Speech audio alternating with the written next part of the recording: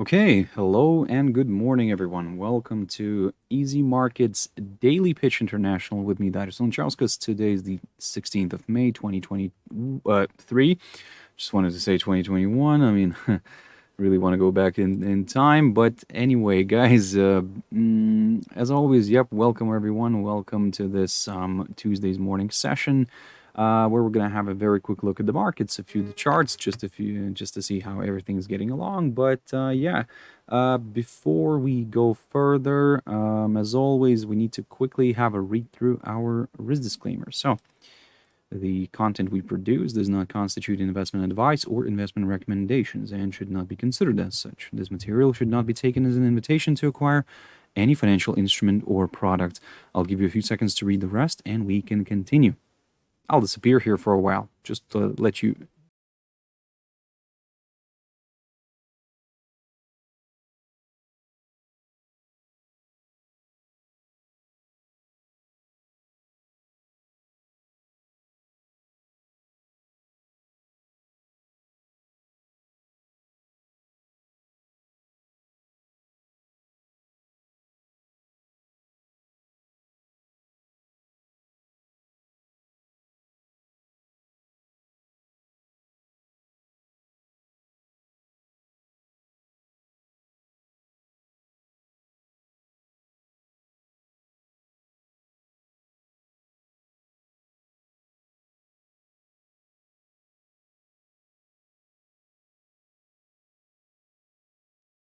Okay, so now then, also just before we go further, just a quick mentioning of our Easy Markets website, which you can always check out for more information about us here, guys. So, feel free.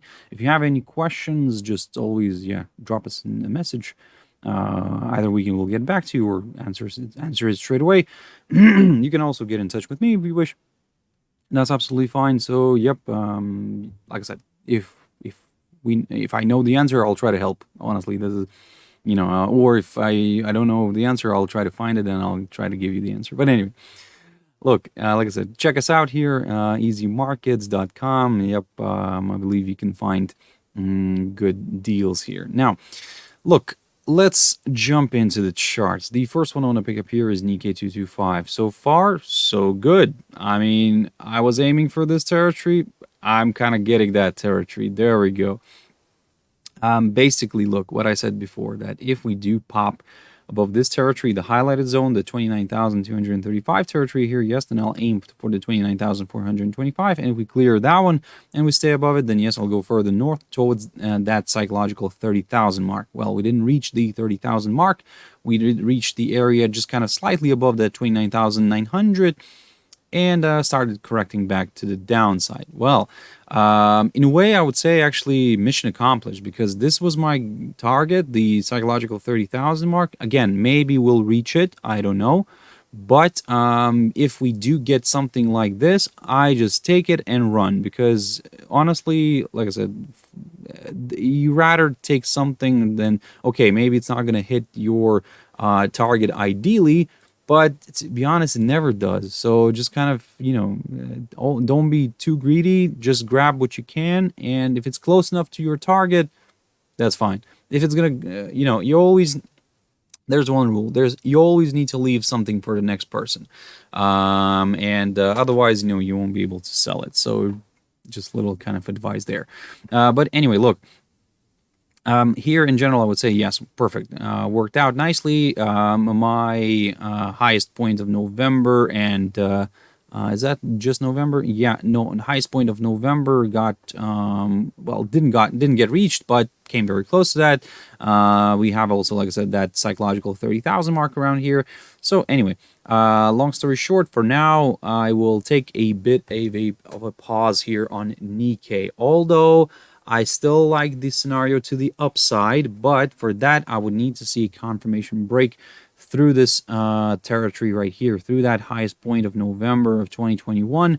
And then, yes, I will go further north, because then this may attract more buyers, and this could open the door towards that. Let me grab one of these lines here, towards this level right here. that peak, the highest point of September of 2021, near the 30,660 zone, somewhere around there. But again, for that, we first need to see some clearance. And the clearance is that psychological 30,000 mark. For now, I mean, what we could see maybe something around this. But again, let's not rush into anything.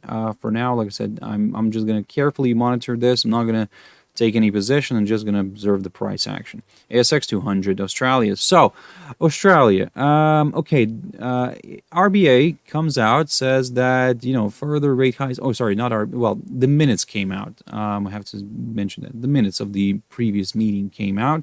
And basically it clearly states that, yes,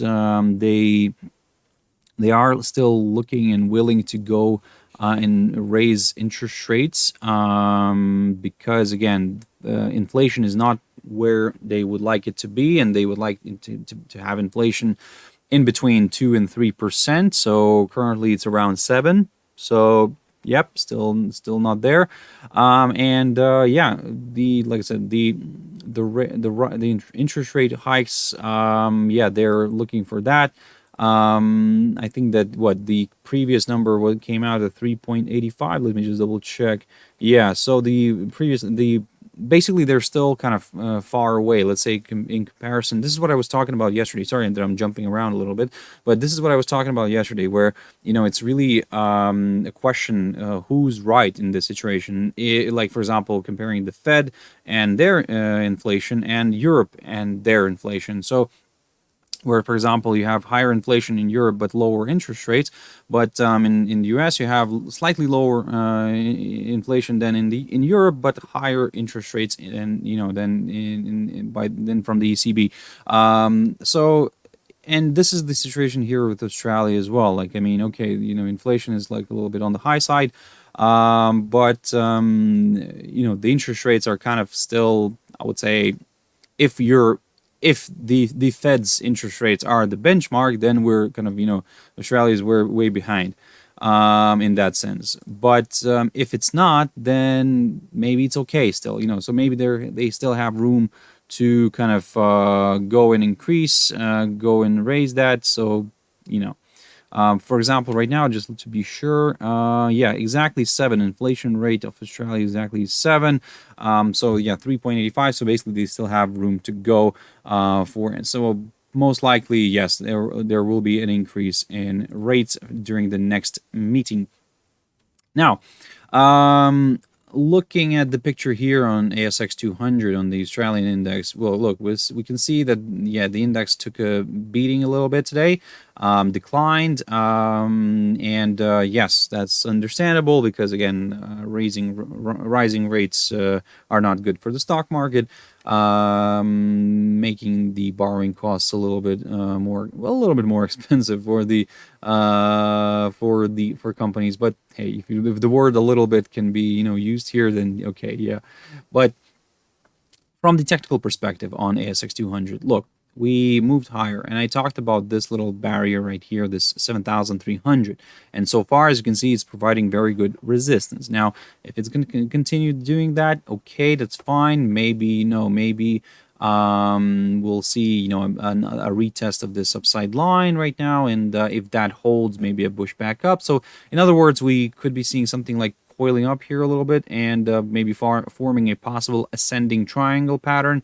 But I need to keep an eye on this downside line as well. Look, if we do clear the upper side of this little ascending triangle pattern, and we also clear the downside line, then yes, great, more buyers could join in, and we could get a little bit more excited with the upside, potentially targeting my 7,400 territory right here somewhere, maybe just slightly above it a little bit, and then we'll go from there. For the downside, now, a break of this upside line is needed, and also a drop below the 100-day EMA right here, and the drop below the 7,200 zone could do the trick for a few more sellers.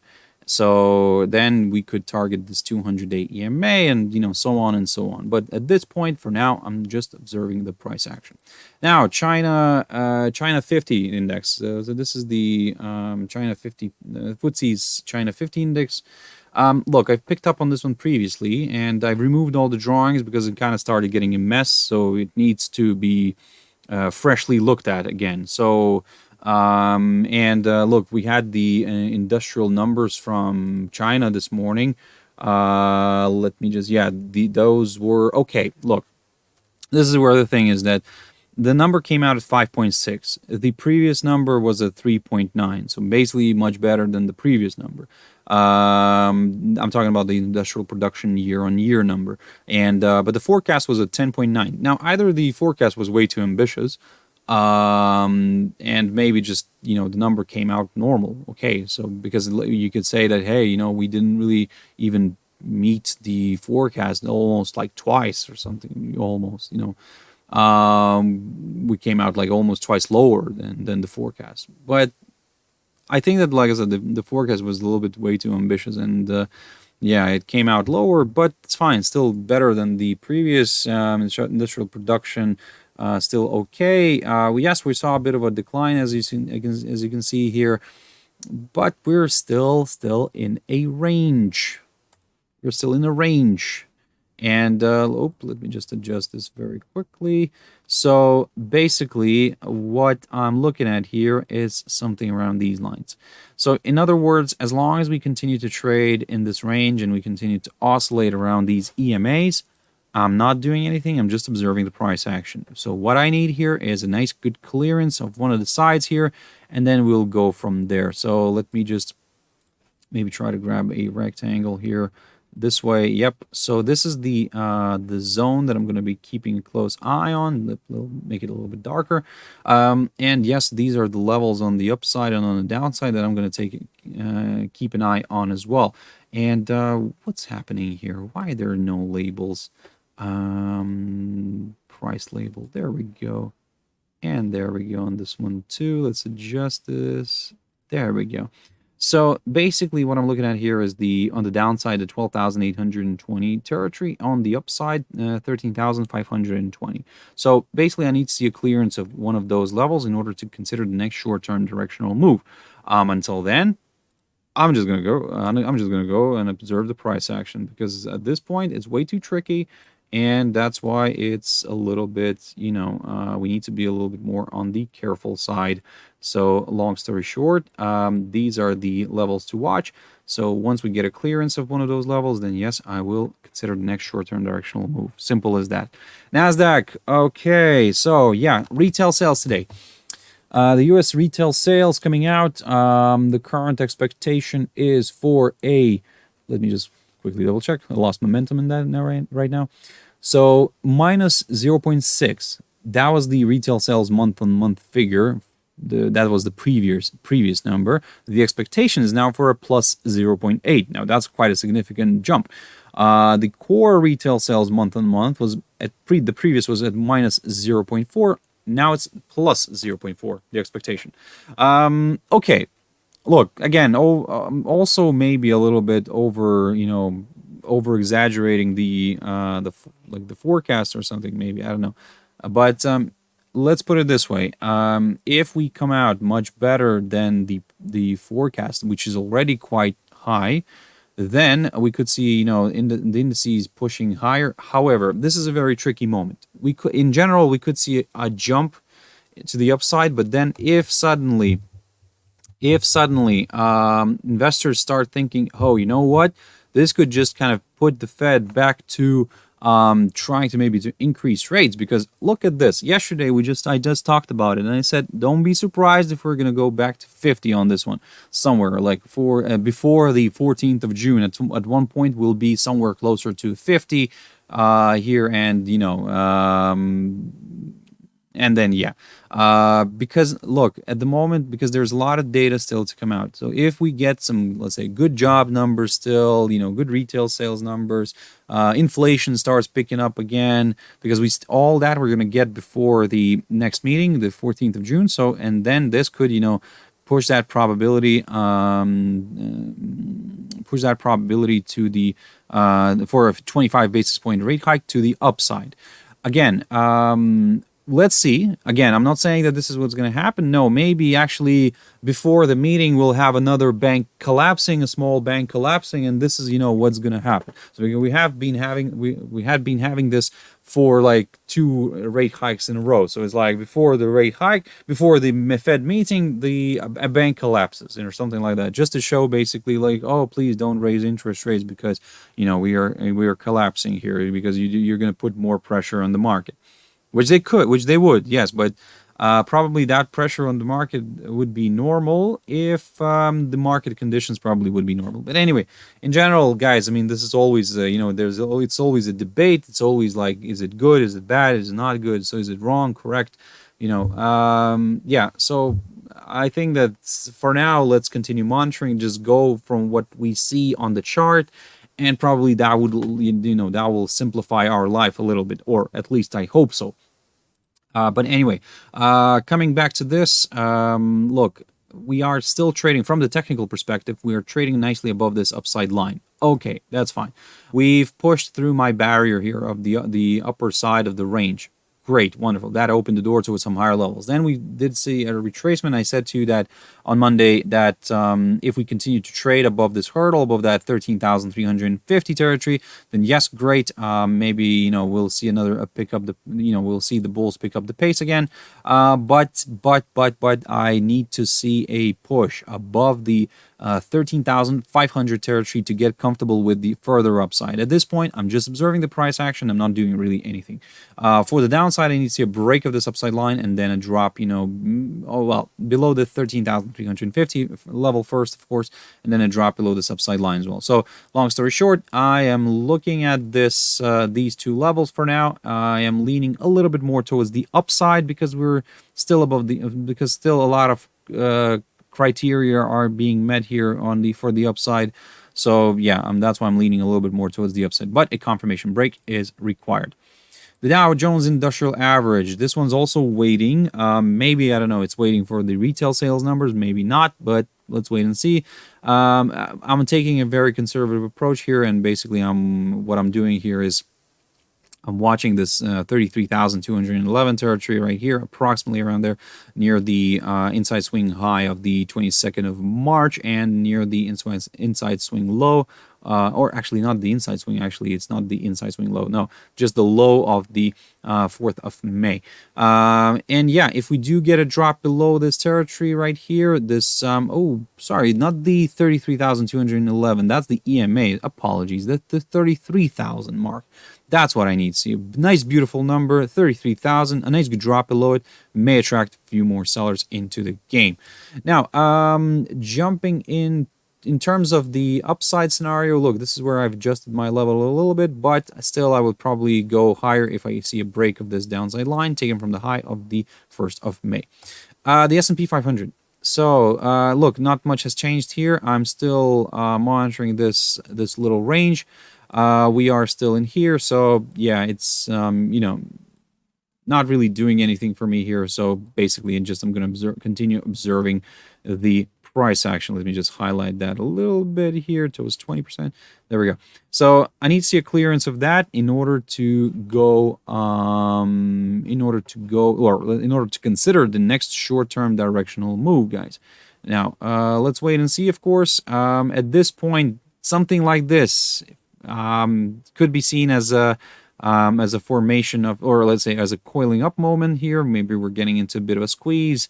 Look, also we can start thinking about different things here. From the very short-term perspective, inside this range, basically the way I'm looking at this is we have our nice pole. We have our little kind of flag here. But I think this is not really like a flag, but it's more like like one of these patterns. I mean, I can't remember the name of it, but anyway. So yeah, did I do this good? No, I think this is wrong. Let me just try to find something here, but yeah, anyway, I think that this is not going to pick up like that, but yeah, is this... okay, you cannot... yeah, anyway, basically could be seen as a nice little flag here. Sorry for my lack of artistic skills here. But look, we are also above all of the EMAs still, so that's a positive. The 50-day EMA provided fantastic support recently, from which we rebounded, and there is still hope that we could see a push higher. Okay, look, in general, I would say inside this range, you could aim for the upper side of that range if we do push above the 4,173 territory. I get it. It's a very small territory here, but, I'd rather be safe than sorry because, this break here may open the door towards these slightly higher levels. For the downside, inside the range, I would like to see a drop below the 50-day EMA, and then I'll consider a move a little bit lower. So, German DAX, yeah, the same boring. Honestly, that's it, guys. I've talked about this for a month, and I'm just gonna every day I'm gonna pick up on this one, but I'm not gonna spend too much time. We're gonna take a look at it. It's still in the range. Great. For the upside, 16,063. For the downside, 15,800. That's it, honestly. Because this is just a pain in the bottom. It's just ranging and not doing anything. So, congratulations for all those range traders. Or grid, you're using grid strategies. Congratulations, this is working for you guys. But be careful because, again, this has already lasted for a month. So let's see for how long. Another month? I don't know. We'll see. Yeah, dollar index. Look, we're still above this hurdle, the one that we broke. I talked about this, and I said to you that, look, this territory here, the 102 zone, is the one to watch. I mean, we broke that and we climbed higher. So, yeah, now the question is, can we go further north? I'm still aiming to the upside, to be honest, as long as we stay above the 102 territory, above that 50-day EMA. As long as we stay above it, yes, I am going to aim for that 100-day EMA or that 102.74 territory right here. Simple as that. If we start falling below the 102 territory and we stay below it, then yes, I will consider maybe a bit of a retracement here back down. Gold. Gold is nicely stuck below this downside line. So look, I have talked about this, and I said to you that I need to see a clearance of this downside line, and yep, then maybe more buyers could join in. For the upside, also, just this is where I'm redrawing right now. I mean, I'm always redrawing, trying to find something new. And here, for example, now I'm seeing that this 2023 territory, approximately around there, is becoming quite an interesting area of resistance. So if we break the downside line and we push above this hurdle, yep, that's where it could become a little bit more interesting for a few more buyers. Now, for the sellers, well, initially, we need to see a drop below that 2,000 mark. Then, if we do continue to slide, then yes, you have to be very careful near this upside line taken from the low of the 19th of April, and because it also coincides with the 50-day EMA. And if this provides good support, maybe something like this could happen, so don't kind of do not write off the bulls yet. So maybe something like this could move, and maybe they just need a bounce from this upside line, and then we could go back up. But again, for now, I would say this is the scenario to watch. Where if we do fall below the 2,000 mark, then yes, I will go a little bit lower. Yeah, and especially if we also fall below the 50-day EMA, then yes, I will go lower as well. Silver, also, yeah, look, I've mentioned this yesterday. I said to you that if we stay, even if we do climb a little bit higher, but we stay somewhere below the 50-day EMA here, then yes, I will continue aiming to the downside. And yeah, well, okay, we didn't go all the way to the 50-day EMA. We just kind of stalled here near this hurdle, this 24.16 zone, or below it, and we're now drifting to the downside. My next target is the 100-day EMA. I get it. It's very close, but still. And the other target is the 23.5257 levels between those two. And then we will go from there. For the upside, as I said before, 24.6373 zone here is required. A break of it is required in order to go higher. Oil, just a quick update. Okay, now it's time to get rid of this downside line. Yep, it's time to get rid of this Fibonacci. That's it. No longer is working. And now we need to kind of look at some levels instead. So for the upside, I'm going to stick to the same target, this 74 zone. And basically, what's interesting here is that, let's say we're going to go higher a little bit. So it somehow conveniently, this 50-day EMA is going to approach this area, and then maybe we could see a nice pop here. But look, at this point, while we're here, I'm just observing the price action. I do understand that there's temptation to, let's say, try to go from here long, maybe at least up until this 74 territory. Yes, could be a nice idea, but I would say, a stop loss should be placed somewhere here.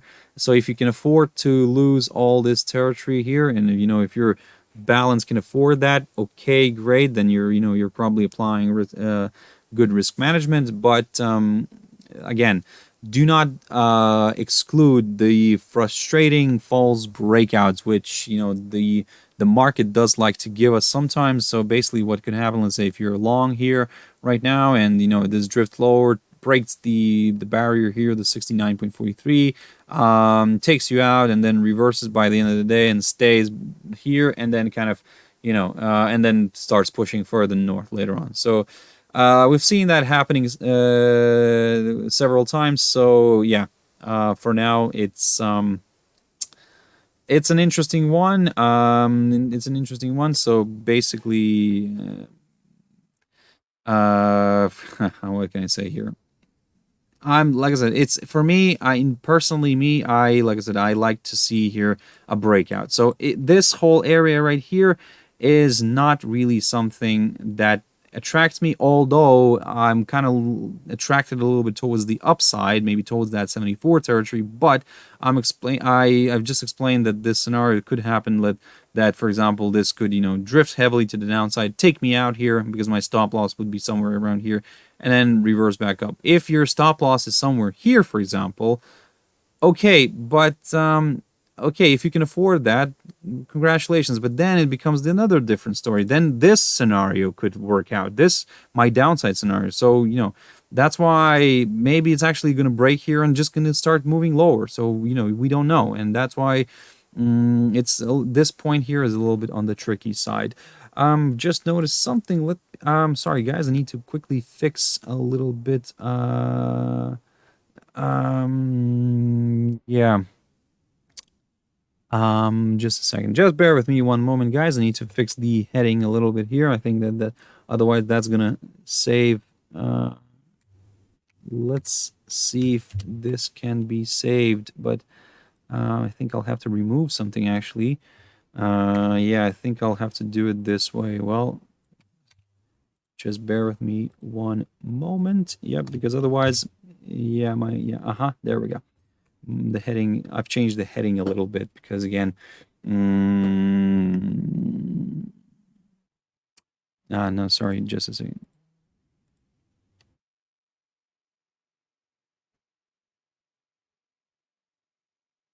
Yeah, there we go. Hopefully this can, sorry for the pause a little bit, guys, but again, I need to do it while it's live because otherwise it's going to get saved a little bit differently. But anyway, so basically with oil, there we go. That's the problem. If you think that, it's not perfect, then that means it's not perfect. So in general, you don't enter a trade until it ticks all your boxes. If you have a set rules, for example, that certain criteria have to be met, until all the criteria are met, you don't enter a trade, because then it's going to be very, very frustrating. You're going to be thinking about like how to, save yourself and stuff like that. So just kind of be cautious. And look, coming back to oil, the reason why I'm also leaning a little bit more to the upside here is also we have the MACD, which could be switching here now to the upside here. But again, we're still in negative zone here, so that's why it's too early to talk. But hey, maybe, just maybe this could work out, but let's wait and see. Cotton. I forgot to mention cotton. There we go. Cotton, actually, just wanted to quickly run it by you. Cotton, basically, yeah, it's coiling up. It's building up something nice here, so I am really, really excited about this. And honestly, I do like these exotic instruments because They do present good value sometimes and good opportunities. And well, looking at this technical picture, I mean, it's just textbook perfect. And honestly, this is just getting into a squeeze. So let's see which way this is going to break out to. Litecoin, jumping into the crypto world very quickly, guys. Yeah, beautiful. Yesterday I talked about this, and I said to you that if we break the downside, previously I said to you that if we break the downside line and we push somewhere above this 84.32 territory, then yeah, maybe more buyers could join in. We climbed higher. We tested the EMAs, the remaining EMAs. Now, what I said yesterday, that if we continue to trade above these EMAs on my daily chart, then yes, I'll go further north. I'll aim for that 94 territory, and then I'll go from there. For the downside, I need to see a move back below the 77 zone, somewhere around here, and then we will start considering maybe slightly lower levels. Dogecoin, this one's interesting, but at the same time boring. But yeah, we're waiting for something to happen here at the moment. From the technical perspective, this is forming something of a bearish flag. We have our pole, we have our little kind of a flag, but we're very calm right now. We're just ranging, and yeah, I need to see a clearance of this territory right here, the 0.0707. And if we do get that and we stay below it, then yes, I'll go further south. Simple as that. For the upside, I need to see a push above this downside line and above the 0.0770 territory, somewhere around here. AUDUSD, guys. So of course the reaction here happened a little bit, but okay, look, nothing major. We're still in a range, and I said to you previously that as long as we're going to stay below the EMAs here, all the EMAs, then yep, I will continue aiming to the downside inside the range. So yes, yesterday we had a retracement, but look at how well the 50-day EMA provided resistance, and we held here nicely. So another decline here could be possible. For the upside, I need to see a push above that 0.6793 territory in order to get comfortable with higher levels. AUDJPY, this one's a mess, and I think it's time for me to remove all the drawings and start fresh. Now, what do we have here? Let's start. We have, after we reversed higher at the end of March, we started pushing to the upside there. We started pushing to the upside, and now it seems like maybe, just maybe, this could be seen as a nice rising channel or something like that. Okay, let's keep it as a rising channel, because in general maybe I wanted to draw this as a rising veg, but hey, let's keep it, let's stick to one for now. Maybe this rising actually channel could be a better option, something along the lines of these. Now the question, what are we going to do here next? Well, from the shorter term perspective, we have a downside line which is still holding. So if you're looking for some higher levels, basically you need to see a clearance of this downside line, and then yes, more buyers could join in, potentially dragging this one toward the upper side of this rising channel. For the downside, I will take a very conservative approach here, and maybe it's actually not my ideal scenario for the downside, but nevertheless, 90.12, approximately around here, because if we do fall below this area, we would also fall below the 50-day EMA, and in general, we would be placed below the remaining EMAs here, and we could see a move towards this lower side of the rising channel, and then we'll take it from there. If you're looking for some level for the upside, maybe you could stick around here near the 91.32 zone. That may attract, a break of it may attract a few more buyers into the game.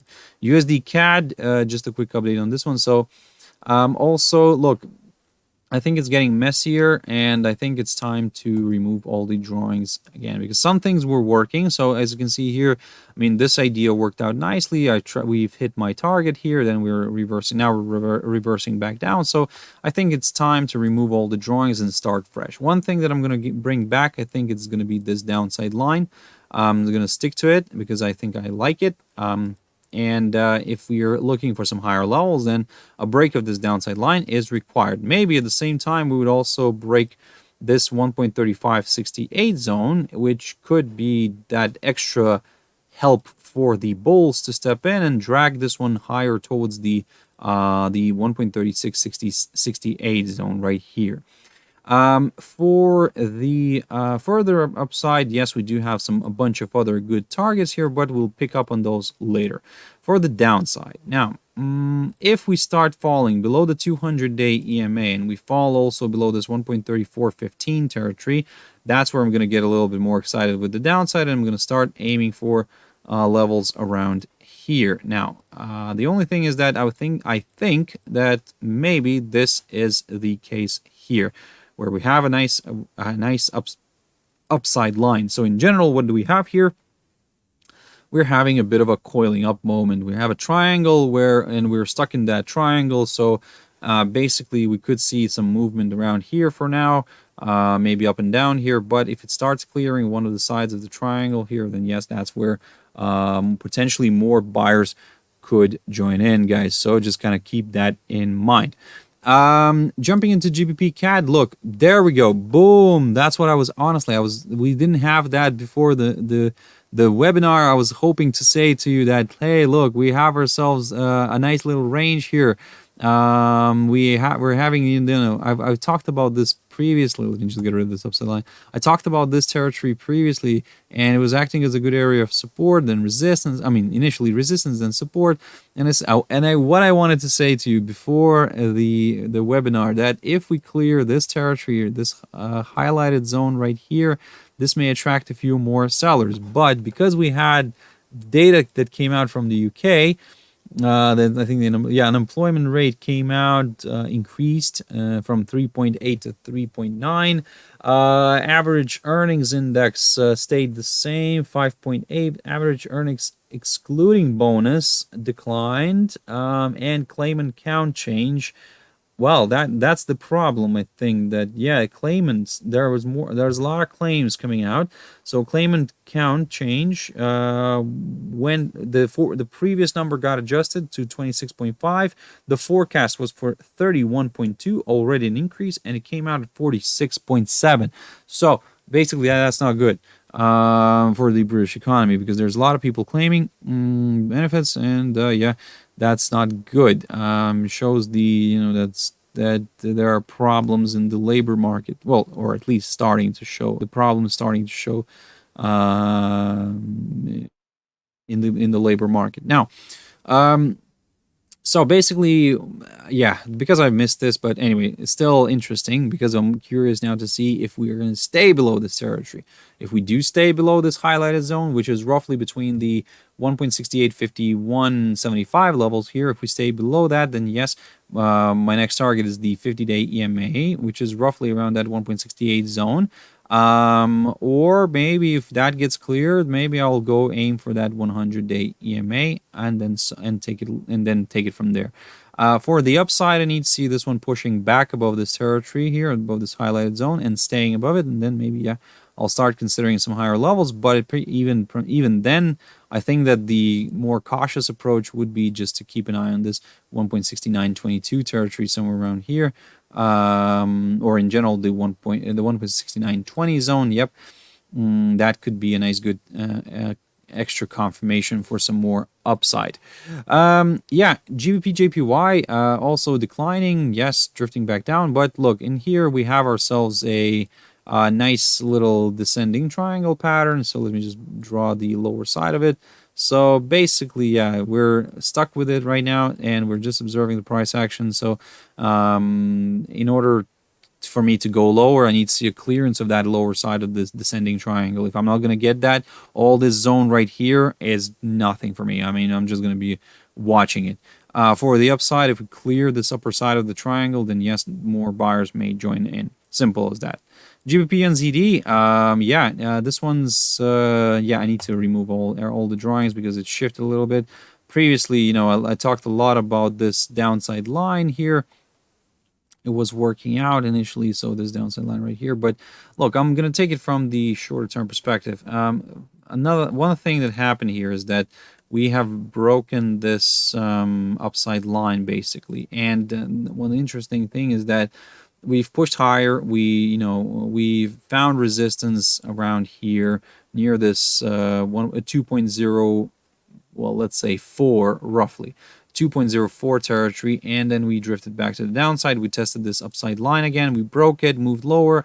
Then we found some support somewhere around here near the 1.9792. Rebounded, pushed back up, tested this upside line from underneath, and basically this is what I said to you before, guys. If you remember, whenever we break a trend line, either it's an upside or the downside, we retested from the other side. We kind of retested from, in this case, from the bottom, and we retested that upside line from the bottom, and okay, it kind of held, but I think that it didn't really, not the upside line that held. I think it's this level here that held, the 2.0150 zone.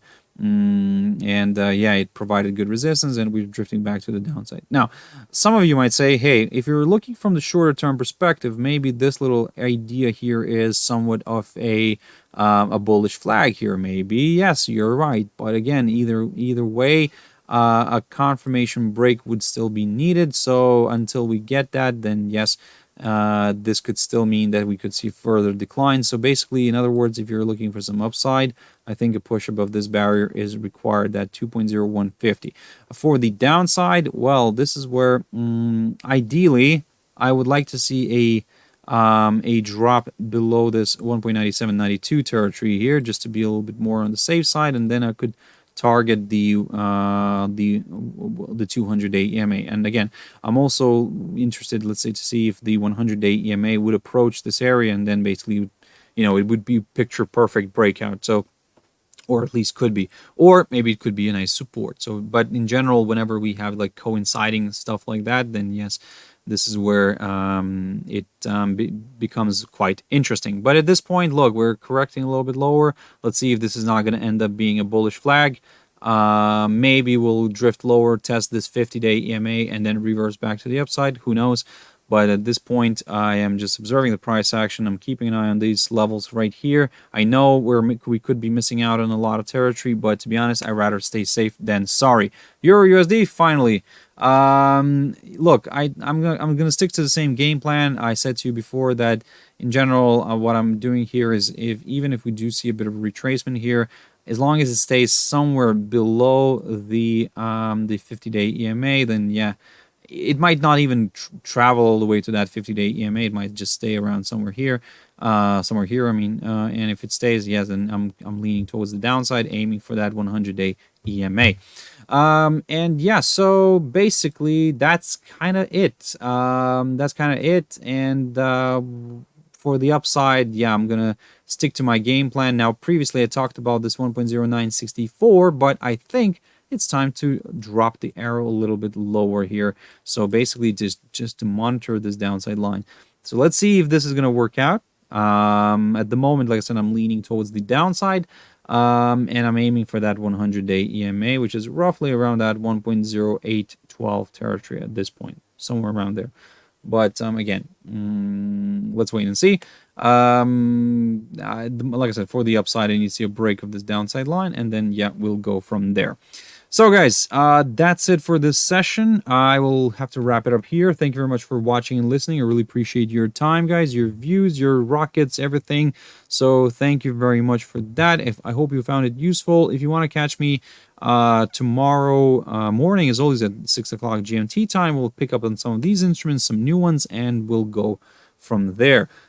So yep, keep your eyes on today on the retail sales numbers, and of course, the talks around the debt ceiling, because as I mentioned yesterday, the debt ceiling talks might overshadow the economic data this week. So just be wary of that.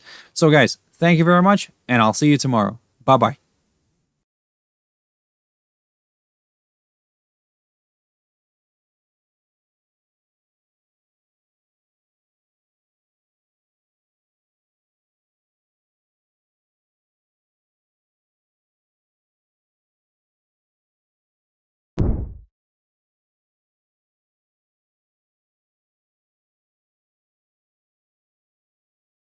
If you want to continue to please the trading gods, subscribe to our channel for a blessing.